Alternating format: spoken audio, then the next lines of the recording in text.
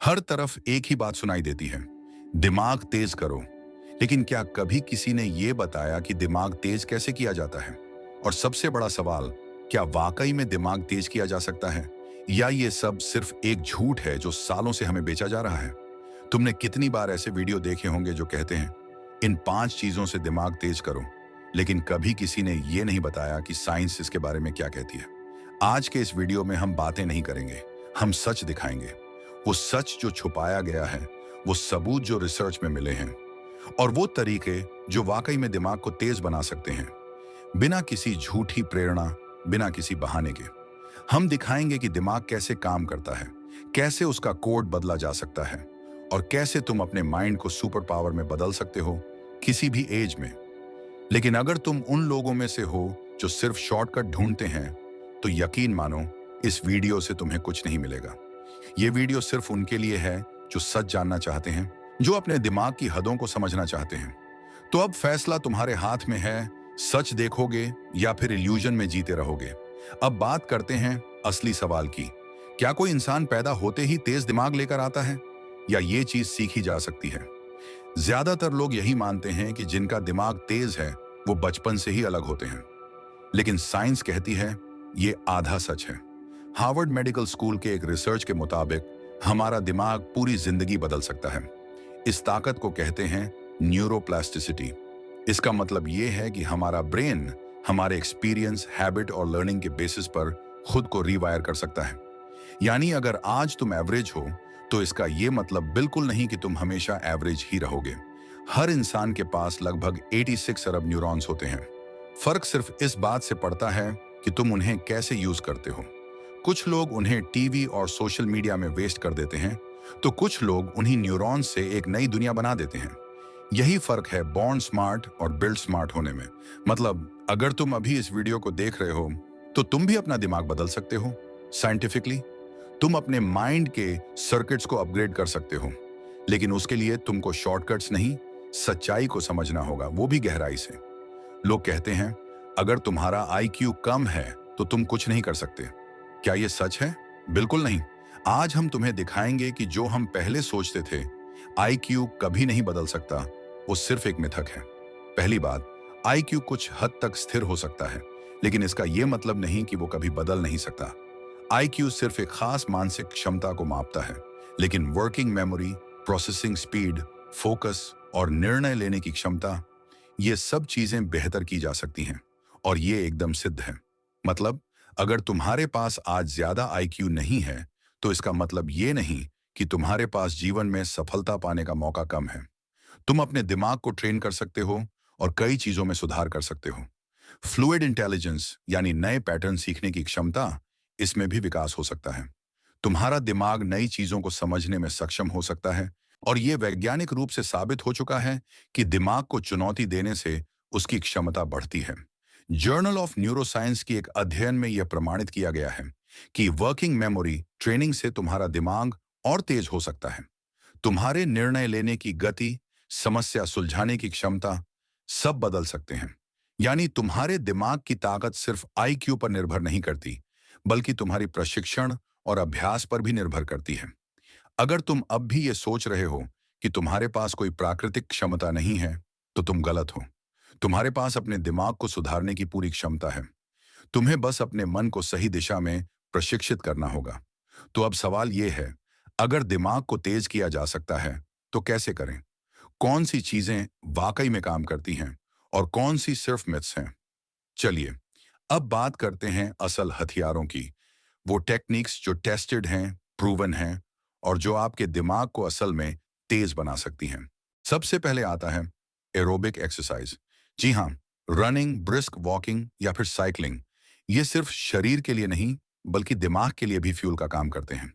University of British Columbia की एक study कहती है कि एरोबिक एक्सरसाइज हिपोकैम्पस, यानी वो हिस्सा जो मेमोरी और लर्निंग के लिए रिस्पॉन्सिबल है, उसकी वॉल्यूम बढ़ा देती है। जब आपका ब्लड फ्लो ब्रेन तक ज्यादा पहुंचता है, तो न्यूरॉन्स ज्यादा एफिशिएंटली काम करते हैं, और कॉग्निशन यानी सोचने समझने की ताकत तेज हो जाती है। फिर आता है मेडिटेशन। ज्यादातर लोग इसे एक स्पिरिचुअल प्रैक्टिस समझते हैं, लेकिन असल में यह साइंटिफिक ब्रेन अपग्रेड टूल है। पीनस की 2010 की स्टडी ने यह दिखाया कि सिर्फ 8 हफ्तों की मेडिटेशन से ब्रेन के अंदर ग्रे मैटर, यानी वो हिस्सा जो डिसीजन मेकिंग, फोकस और अटेंशन के लिए जिम्मेदार है, उसमें वृद्धि हो जाती है। मेडिटेशन से आपका अटेंशन स्पैन, मेंटल क्लैरिटी और स्ट्रेस रेजिस्टेंस भी बढ़ता है। तीसरा, स्लीप एंड न्यूट्रिशन। लोग सोचते हैं कि रातों को जागकर काम करना प्रोडक्टिविटी को बढ़ा देता है, लेकिन असल में वे अपने दिमाग को नुकसान पहुंचा रहे होते हैं। एनआईएच की स्टडीज कहती हैं कि स्लीप के दौरान हमारा ब्रेन खुद को डिटॉक्स करता है, पुरानी यादों को प्रोसेस करता है और नए न्यूरॉन्स को रिपेयर करता है। साथ ही ओमेगा 3 फैटी एसिड्स और एंटीऑक्सीडेंट्स जैसे न्यूट्रिएंट्स ब्रेन सेल्स को प्रोटेक्ट करते हैं और कॉग्निटिव फंक्शन को स्टेडी बनाते हैं। और आखिर में, लर्निंग न्यू स्किल्स, चाहे वो कोई नया म्यूजिकल इंस्ट्रूमेंट हो जैसे पियानो या कोई नई भाषा, जब हम कुछ नया सीखते हैं तो हमारा ब्रेन नए न्यूरल पाथवेज बनाता है। एमआईटी की एक स्टडी कहती है कि नई भाषा सीखने से ब्रेन की फ्लेक्सिबिलिटी बढ़ती है और फ्लूइड इंटेलिजेंस तेजी से ग्रो करती है। इसका मतलब है, जितना ज्यादा आप चैलेंज लोगे, उतना तेज आपका दिमाग बनेगा। ये कोई मोटिवेशन स्पीकर के जुमले नहीं हैं, यह है प्योर साइंस। अब आप खुद तय करें, क्या आपको शॉर्ट टर्म डोपामीन चाहिए या फिर अपने दिमाग का लॉन्ग टर्म एक्सप्लोजन। अब बात करते हैं उन चीजों की जो हमारे दिमाग को स्लो कर देती हैं और कैसे ये हमारी सोचने की क्षमता को नुकसान पहुंचाती हैं। इन चीजों को हम अक्सर नजरअंदाज करते हैं, लेकिन ये सच में हमारे दिमाग को कमजोर और अप्रभावी बना देती है। तो चलिए जानते हैं वो कौन सी चीजें हैं जो दिमाग को स्लो कर देती हैं। सबसे पहले आता है जंक फूड, खासकर वो खाना जो ज्यादा शक्कर वाला होता है। अगर हम ज्यादा शक्कर खाते हैं तो हमारे दिमाग में एक चीज होती है जिसे हम ब्रेन फॉग कहते हैं। इसका मतलब हमारा दिमाग स्पष्ट नहीं रहता और हम ज्यादा प्रभावी तरीके से सोच नहीं पाते। येल यूनिवर्सिटी की एक स्टडी कहती है कि जंक फूड और शक्कर का ज्यादा सेवन ब्रेन फंक्शन को नुकसान पहुंचाता है और इससे हमारी मेमोरी, फोकस और डिसीजन मेकिंग क्षमता कमजोर हो जाती है। दूसरी चीज है मल्टीटास्किंग। हम सब सोचते हैं कि एक समय में कई काम करने से हमारी प्रोडक्टिविटी बढ़ेगी, लेकिन असल में मल्टीटास्किंग आपके ध्यान को नष्ट कर देती है। जब हम एक साथ कई चीजें करते हैं तो हमारा दिमाग एक काम से दूसरे काम पर कूदता है और जब आपका ध्यान बार बार इधर उधर जाता है तो किसी एक काम पर सही तरीके से ध्यान केंद्रित करना मुश्किल हो जाता है। कई स्टडीज ने यह भी बताया है कि मल्टीटास्किंग से दिमाग का कॉग्निटिव लोड बढ़ता है और उसकी ओवरऑल परफॉर्मेंस घट जाती है। तीसरी और महत्वपूर्ण चीज, कांस्टेंट मोबाइल यूज। जब हम हमेशा मोबाइल का उपयोग करते रहते हैं तो स्क्रीन टाइम बढ़ जाता है और यह डोपामिन एडिक्शन का कारण बनता है। हर बार जब हम मोबाइल पर किसी चीज को देखते हैं तो हमारा दिमाग डोपामिन रिलीज करता है, जो हमें तुरंत खुशी और संतुष्टि देता है। लेकिन जब यह प्रक्रिया लगातार होती रहती है तो दिमाग डोपामिन रश का आदी हो जाता है और डोपामिन रिसेप्टर्स कमजोर हो जाते हैं। इससे कॉग्निटिव डिक्लाइन और अटेंशन प्रॉब्लम्स हो सकते हैं।